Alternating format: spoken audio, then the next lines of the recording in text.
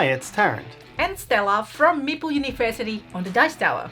Today we'll be teaching you how to play World Auto Racing, game designed by Ariel Adamson and published by World Auto Racing.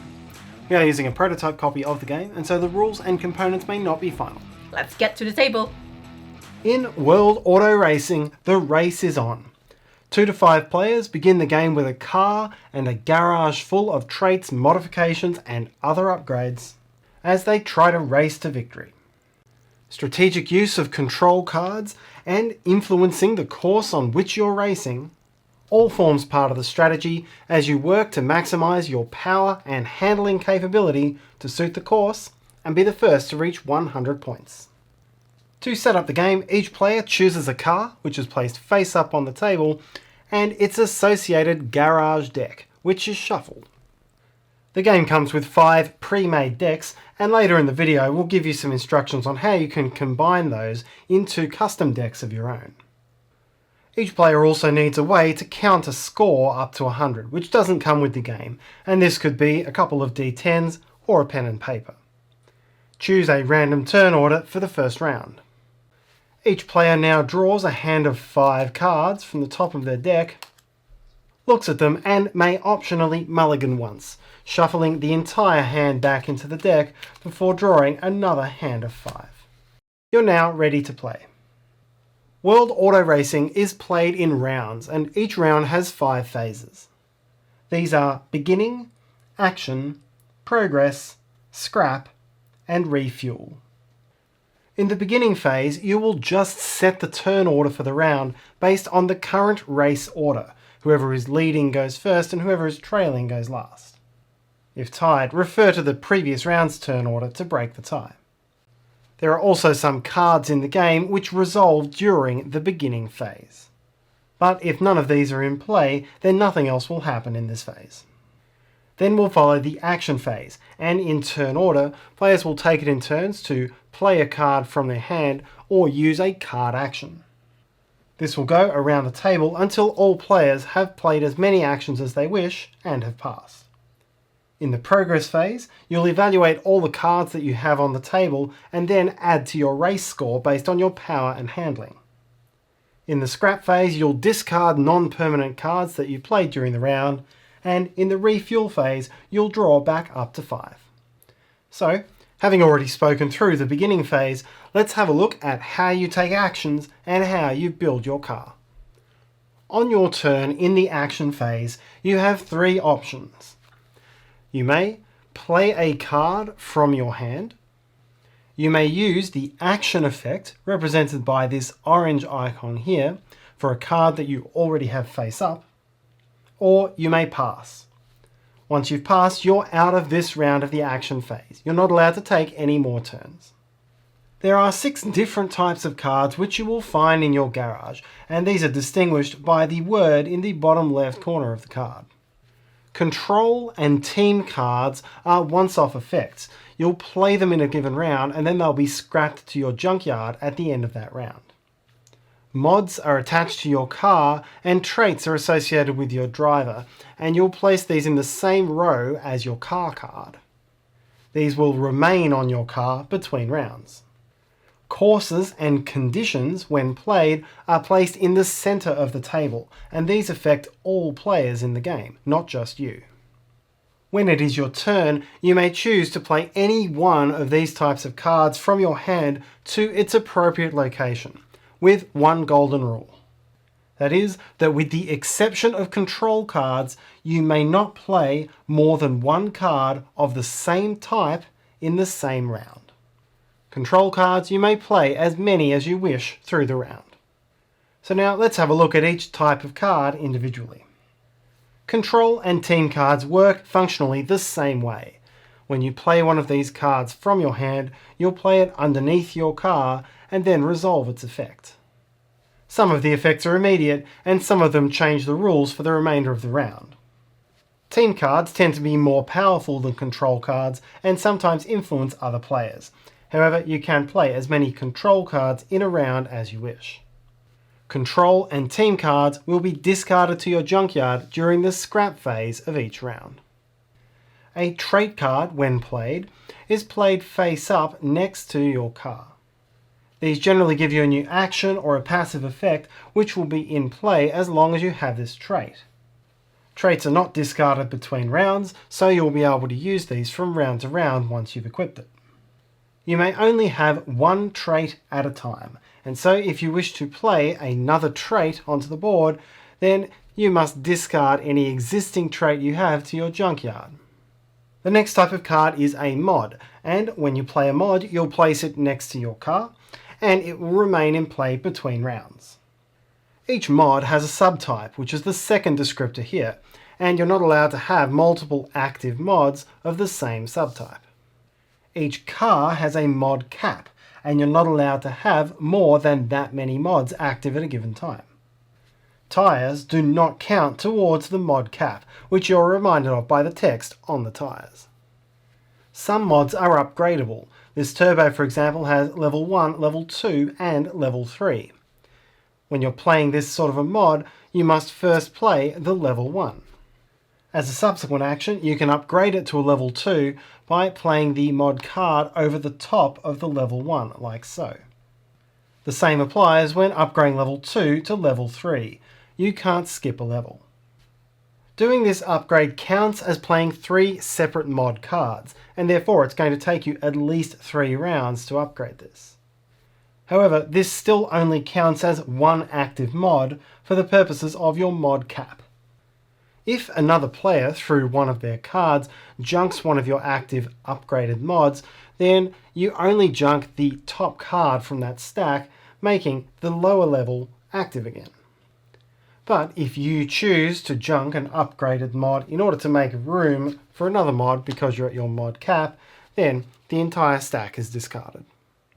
The next type of card is a course card, and this is played in the center of the table and affects all players. Courses impact whether power or handling is going to be more important in this round. Straights, for example, will give you more points for power, and corners or hairpins more points for handling.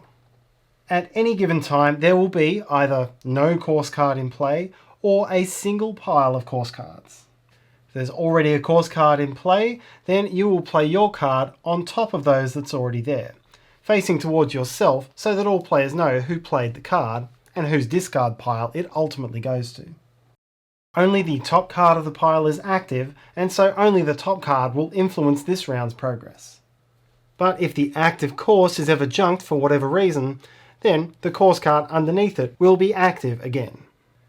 The last type of card is a condition, and like the course, this is played in the center of the table and affects all players.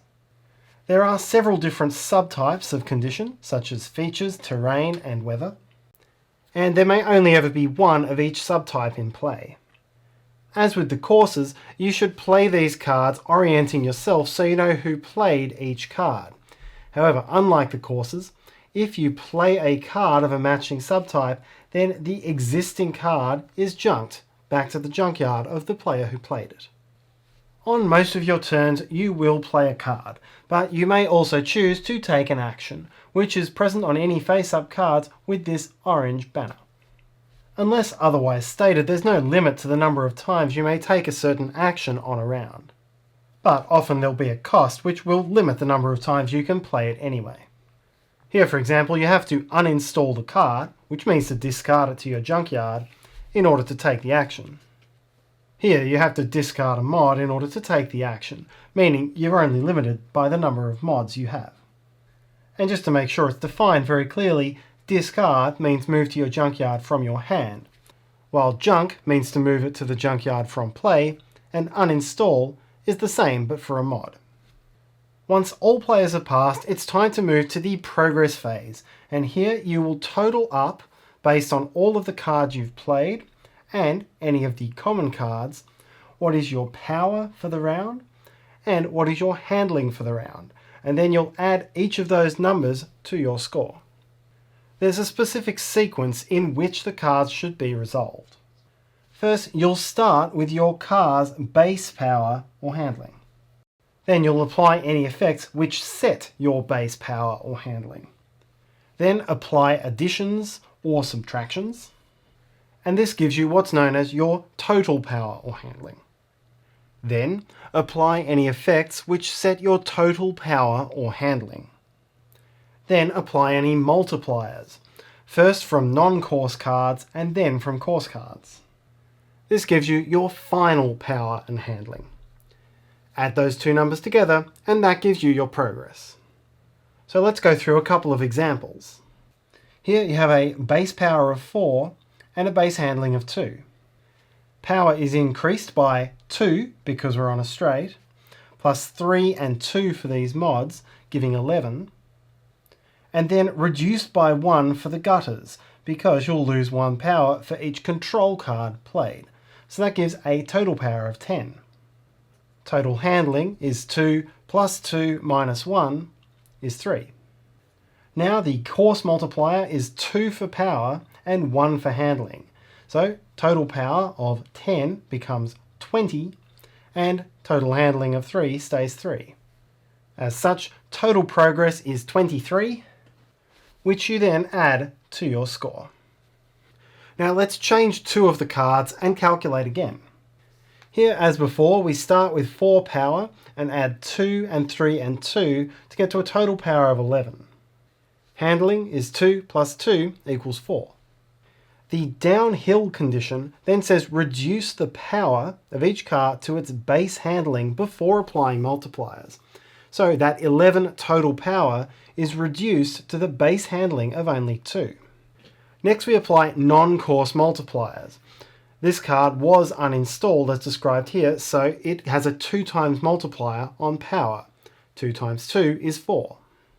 Then we again apply the course multipliers, so power 4 times 2 is 8, and handling 4 times 1 is 4. Add them together is 12, which is added to the player's score. Let's look at one more example from this car which cannot have mods. It begins with 5 and 1. Instinct increases this by 2 and 2, because this was the first card played, and Loot and Scoot increases this by 1 and 1, because a card was discarded, bringing us to 8 and 4. All the Tricks adds 1 power and 1 handling for each control card played, which is 3 and 3, bringing us to 11 and 7. And the Car's bonus effect increases each of these power increases by a further 1, bringing us to 14 and 7. The active course card is a hairpin, which would usually render that power useless. However, this shortcut control card allows the player to use an inactive course card, such as this straightaway underneath. Applying the straightaway multipliers to 14 and 7 gives 28 and 7 for a total progress of 35, which is added to the player's score. Once the progress phase is done, you move to the scrap phase. All team and control cards that were played during the last round are discarded to your junkyard. And look for any cards which have a yellow check effect, which also activates during the scrap step. And often this will involve junking some of the courses and conditions. To finish the scrap step, you may optionally discard 1 card from your hand. Then you'll move to the refuel step, where each player will draw back up to 5 cards. If you already have 5 or more cards at the start of this step, then draw 1 card. And if your draw deck runs out, that's it, you're out of fuel. There's no more cards for you to draw. The game end is triggered once someone reaches at least 100 points. At the end of that round, whoever has made the most progress wins the game. If tied, then the tied players only continue playing another round and continue going until the tie is broken. The base World Auto Racing comes with 5 different cars, each with its own deck of cards. However, you can mingle these decks of cards together in whatever way you want in order to build up a deck which is custom to your preferred racing style. There are only 2 restrictions when building your deck. Firstly, each deck must have between 44 and 59 cards, not counting the car, and you may have no more than 4 copies of the same card. There are no fixed rules for how exactly to build your decks. You can tailor them perfectly, or you can use any standard CCG draft mechanic in order to make the decks. And that's how to play World Auto Racing. We hope you enjoyed this video. When we film this video, World Auto Racing is going to Kickstarter, so we'll put the link in the description below when it is live, so you can check it out. If you find this video useful, please help us by hitting that like button and subscribe to the Dice Tower if you haven't already done so. And if you have any questions, comments or feedback, please leave them in the comments section below. See you next time!